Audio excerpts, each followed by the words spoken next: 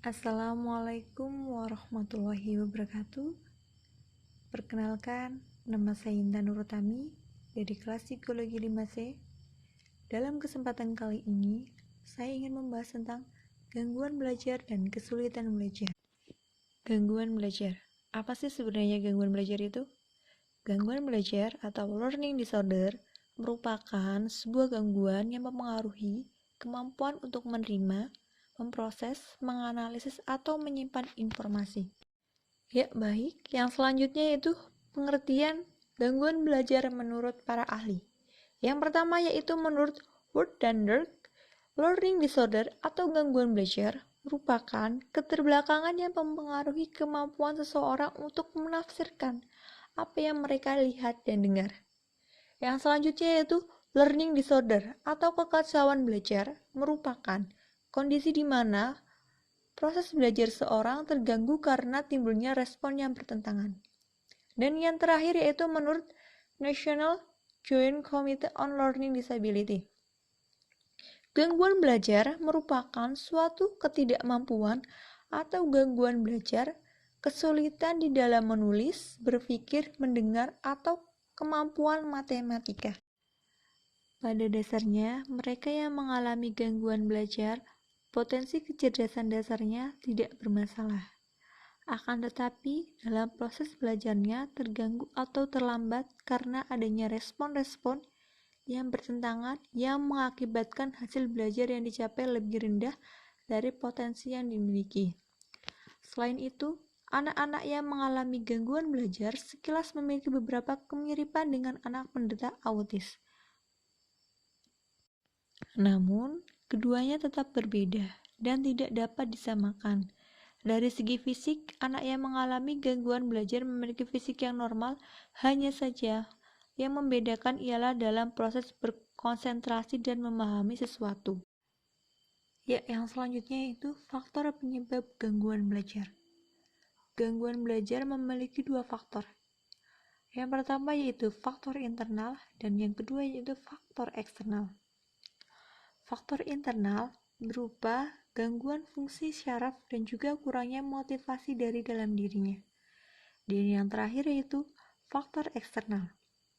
Faktor eksternal berupa keadaan lingkungan sekitar yang kurang mendukung, contohnya yaitu teman sebaya, orang tua, guru, dan juga sarana dan prasarana yang tidak memadai. Ya, baik. Yang selanjutnya yaitu jenis dan ciri khas dari gangguan belajar. Yang pertama yaitu kesulitan dalam berbicara dan berbahasa. Kesulitan dalam berbicara dan berbahasa merupakan gejala awal bagi gangguan belajar yang dialami anak. Anak yang mengalami gangguan belajar jenis ini mengalami kesulitan dalam menghasilkan bunyi-bunyi bahasa yang tetap dan kurang memahami terhadap apa yang orang lain katakan. Jenis gangguan belajar ini memiliki ciri-ciri mengalami keterlambatan dalam hal mengekspresikan pikiran atau gagasannya melalui bahasa yang baik dan benar, dan keterlambatan dalam hal pemahaman bahasa. Yang selanjutnya yaitu kesulitan dalam kemampuan akademik. Dapat didiagnosis dengan beberapa cara, yaitu keterlambatan dalam hal membaca, menulis, dan berhitung.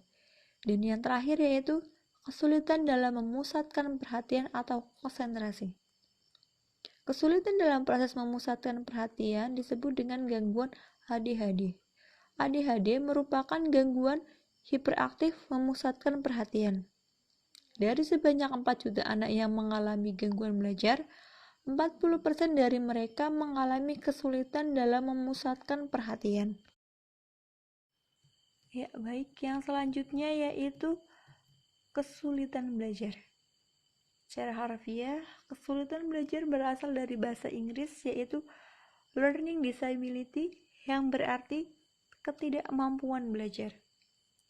Berikut ada beberapa pengertian dari kesulitan belajar menurut para ahli. Yang pertama yaitu menurut Kleiman. Kesulitan belajar merupakan kondisi di mana anak dengan kemampuan intelijensi rata-rata atau di atas rata-rata namun memiliki ketidakmampuan atau kegagalan dalam belajar yang berhubungan dengan hambatan dalam proses persepsi, konseptualisasi, berbahasa, memori, serta pemusatan perhatian, penguasaan diri, dan fungsi integrasi sensor motorik. Yang selanjutnya yaitu menurut National Joint Committee of Learning Disability.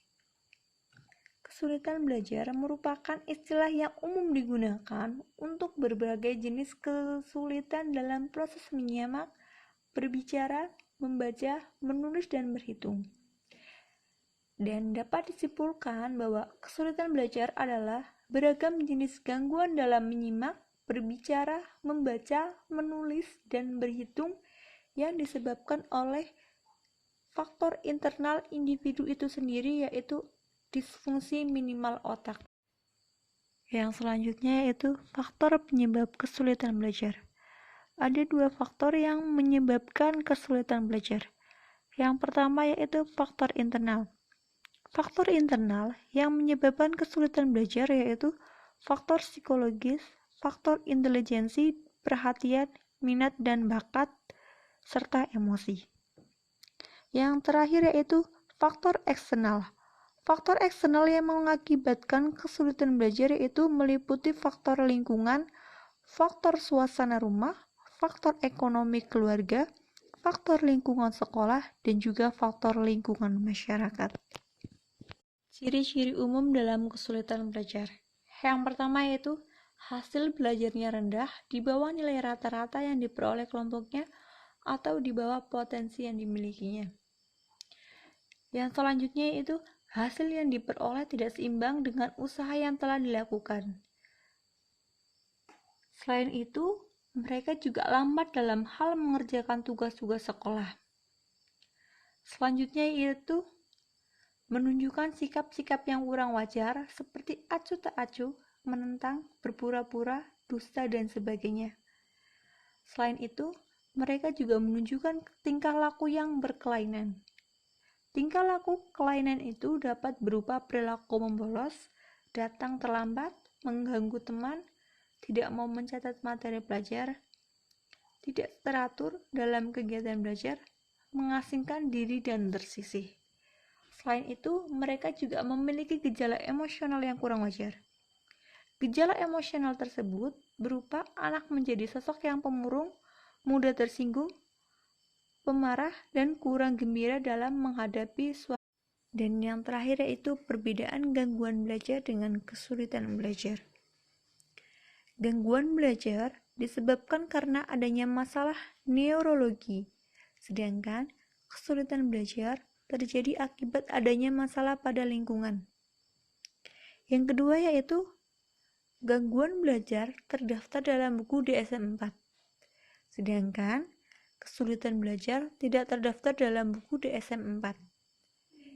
Yang ketiga yaitu gangguan belajar memerlukan penanganan khusus baik dari psikolog, dokter anak, atau psikiater. Sedangkan kesulitan belajar tidak memerlukan penanganan yang khusus. Dan yang terakhir yaitu gangguan belajar perlu penanganan khusus dan lebih susah dari kesulitan belajar, sedangkan kesulitan belajar tidak memerlukan penanganan yang khusus sehingga cenderung lebih mudah disembuhkan.